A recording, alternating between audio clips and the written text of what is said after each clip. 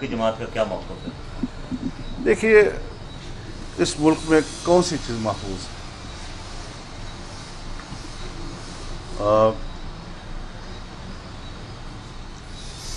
اگر ایک خاتون کی عزت و ناموس، اس کی جان وہ محفوظ نہیں ہے، اور اس قسم کے عناصر جو سر راہ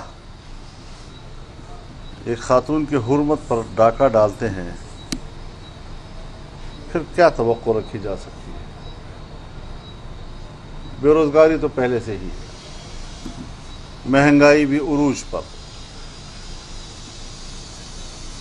روپے کی قدر بھی زمین بوس، معیشت بھی زیرو سے نیچے چلی گئی، اور اب اس ملک میں ایک عام خاتون کی عزت بھی محفوظ نہیں ہے۔ شرم آتی ہے آدمی کو کہ اس قسم کے واقعات کو دیکھ کر بھی ہماری زبان پر لفظ آتا ہے ریاست مدینہ کا، چه نسبت خاک را با عالم پاک۔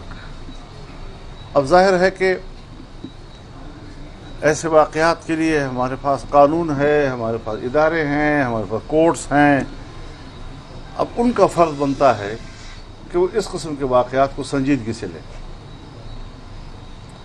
اور پھر قرار واقعی ایسے عناصر کو سخت سزا دی جائے، اس طرح کہ وہ آنے والی نسلوں کے لیے عبرت کا نشان بن جائے۔ تو ایسے واقعات پر انسان سوائے اس کے اور کیا کر سکتا ہے کہ ریاست بے بس ہے، اور جو ذمہ دار لوگ ہیں وہ اپنی ذمہ داری سے پہلو تہی کرنے کے لیے ایسی تعویلات، ایسے بہانے تراش رہے ہیں کہ جو مزید زخموں کے اوپر نمک چھڑکنے کے مترادف بن جاتا ہے۔